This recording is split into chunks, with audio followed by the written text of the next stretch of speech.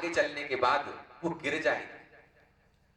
और ऐसी समस्या हर जगह देखने को मिलती है कि बच्चों को हमारे जो लाड मैकाले क्लायों की शिक्षा जो दी गई, पढ़कर मार्कशीट लेना, पास करना, ये कितना घातक सिद्ध हुआ। कितने हमारे इस भारत के युवाओं ने आत्महत्या कर लिया, चाहे वो हाई स्कूल में फेल हुए, इंटर में फेल हुए। कितने बच्चों ने उस समय, उनकी माता कितना परेशान, कितना रोई होगी।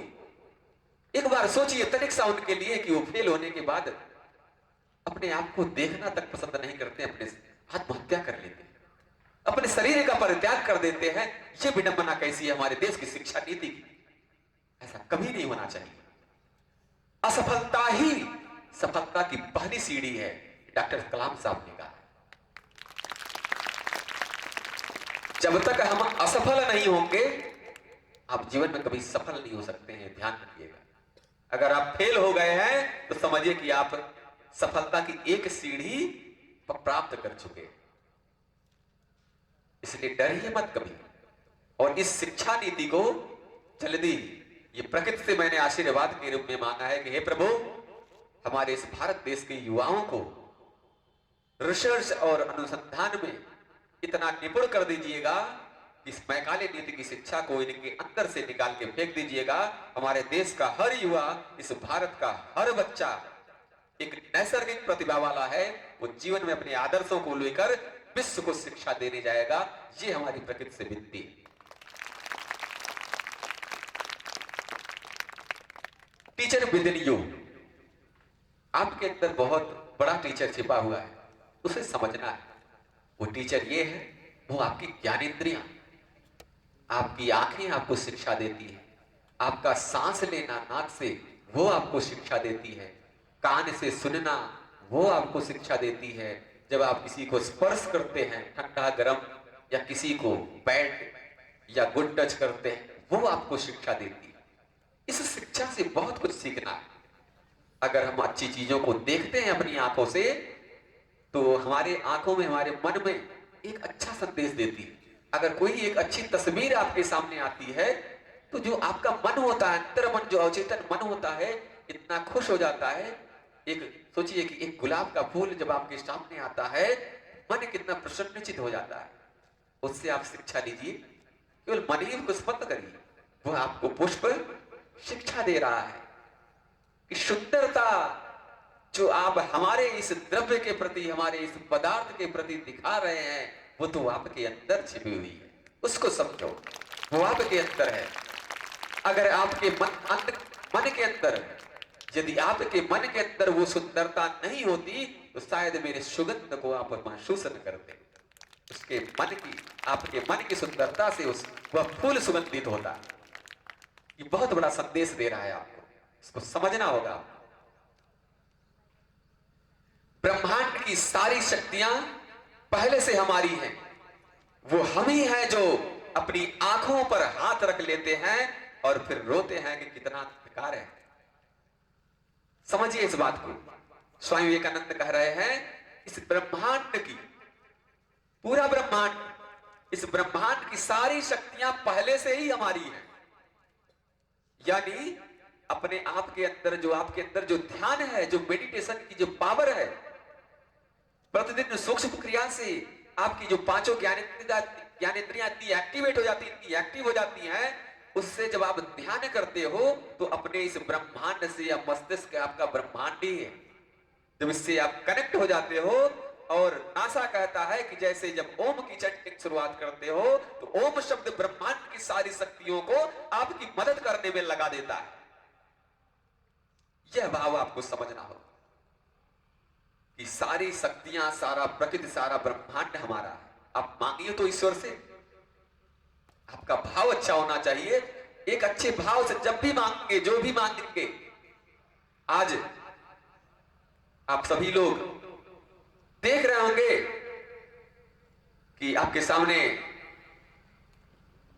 इस विद्यालय के प्रिंसिपल साहब आदरणीय श्री प्रत्युष जी और इनके पिता, आप सभी लोगों ने जो ये विद्यालय बनाया है, आपको देखने में ईंट पत्थरों से बना हुआ भले दिखता होगा, लेकिन इन ईंट पत्थरों में उनकी भावनाएं हैं, आपको आगे ले जाने की भावनाएं हैं, जो सृजित कर कर आपको जीवन में अपने आदर्श को तक पहुंचाएगा। तो अगर आप कहीं भी विद्यालय में अगर विद्या ग्रहण करने जाएं, उस भाव को समझें कि हम विद्यालय, विद्या का घर, आलय मतलब आपका घर हो, तो शिक्षण संस्थान जहां आप शिक्षा लेने जाते हैं, बस ये भाव अपने मन में बनाए रखिए। हर जगह सारी चीजें आप पर्याप्त हैं, सब कुछ मिलेगी आपको, और जब मिलेगी वो फिर से मैं कह रहा हूं अभी आगे सामने आएगा, कैसे आप ईश्वर से मांगोगे, कैसे इस ब्रह्मांड की सारी शक्तियां ये आपकी हैं, आपको मिलेगी कैसे, वो भी आपको सीखने का एक मनोरम अवसर मिलेगा।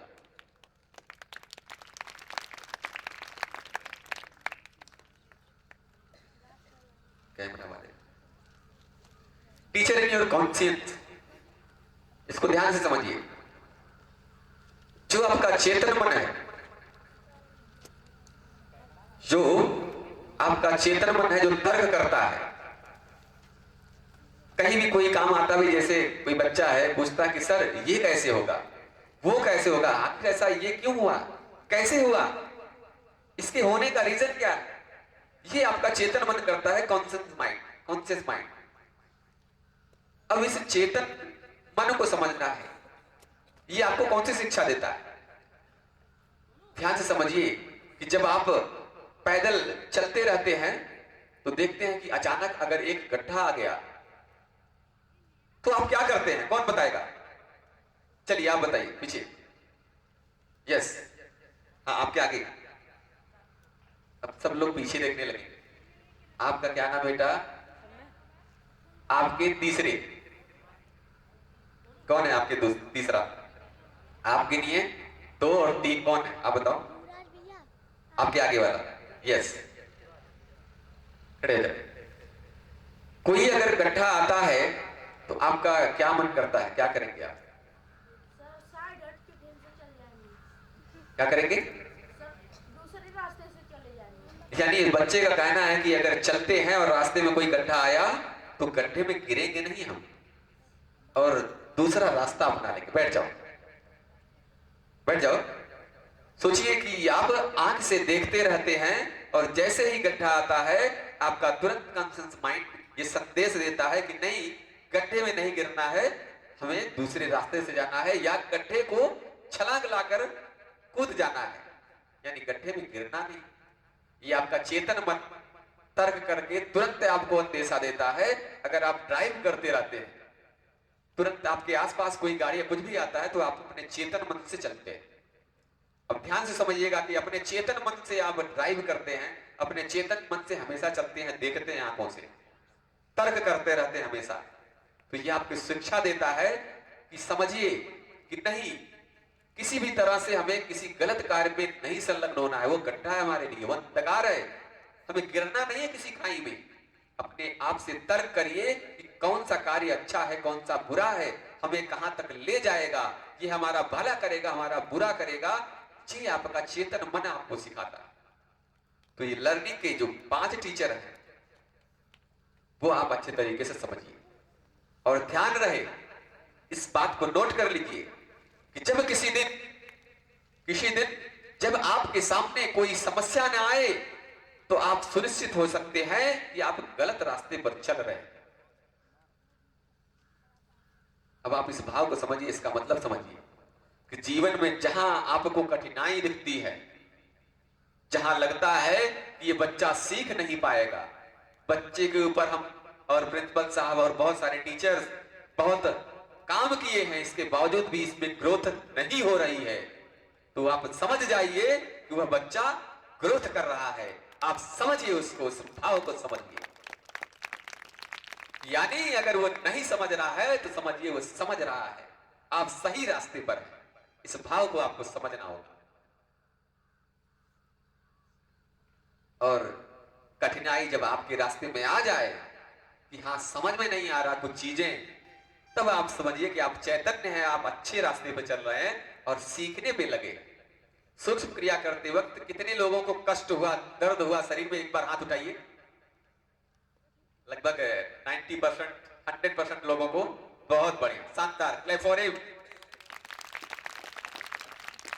इसका ये संदेश ये है कि सूक्ष्म क्रिया आप सभी लोगों को सूट कर रही है। बहुत अच्छा है, बहुत अच्छे रास्ते पर है कि आपको दर्द हो रहा है। यही दर्द आपको जीवन में आगे लेके जाएगा। इनोवेशन के बारे में हमने कल आपको बताया था कि इनोवेशन इज नॉट इन्वेंशन। आप देख रहे हैं कि technology plus creativity is equal to innovation. Technology जैसे आप देखे होंगे कि एक कोई ऐप आया है जहां पे सब लोग बच्चे पढ़ाई करते हैं। उस ऐप का नाम पता है? ये बाइजूस है। और कोई